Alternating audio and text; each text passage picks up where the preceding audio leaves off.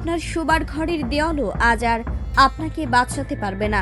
আকাশ থেকে ধেয়ে আসছে এমন এক অদৃশ্য জল্লাদ, যে জিপিএস জ্যামিংকেও পাত্তা দেয় না। তুরস্কের মাটি থেকে ডানা মিলল বিশ্বের সবচেয়ে ভয়ঙ্কর ড্রোন মিজরাক। এটি কেবল যন্ত্র নয়, এটি একটি যান্ত্রিক ঈগল, যার হাত থেকে অতি বড় শত্রুরও রেহাই নেই। 1000 কিলোমিটার রেঞ্জ, টানা 7 ঘন্টা আকাশে উৎপেতে থাকা। জিপিএস জ্যাম করে একে আটকাবেন? ভুলেও ভাববেন না।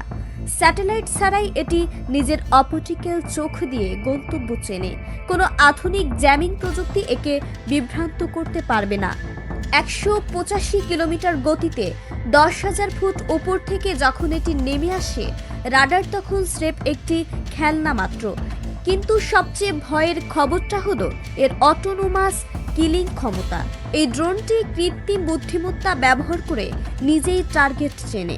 আপনি মাটির গভীরে লুকান কিংবা দুর্ভেদ্য দুর্গে, মিজরাক আপনাকে চিনে নেবে। এটি নিজে থেকেই সিদ্ধান্ত নেয় কখন এবং কাকে খতম করতে হবে। ভিআইপি ব্যক্তিদের চেহারা শনাক্ত করে হত্যা করতে এর জুড়ি নেই।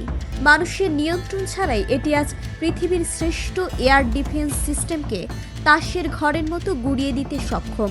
ভাবুন একবার, আকাশে ঝাঁকে ঝাঁকে উঠছে এই যান্ত্রিক খুনিরা। কারো কোনো নিয়ন্ত্রণ নেই, কোনো নীতি নেই, আছে শুধু নিখুঁত মৃত্যু। এটি কেবল একটি ড্রোন নয়, এটি মানবজাতির জন্য এক অশনি সংকেত। প্রযুক্তি যখন ঘাতক হয়ে ওঠে, তখন পৃথিবীটা কি আর আমাদের নিরাপদ ঘর থাকে? 2026-এর ইস্তাম্বুলে বিশ্ব দেখবে এই যান্ত্রিক দানবকে। শিকারী তৈরি হয়ে গেছে। আপনি কি লুকাতে পারবেন, নাকি কৃত্রিম বুদ্ধিমত্তার এই মারণযজ্ঞে বিলীন হবে আমাদের চিরচেনা সভ্যতা?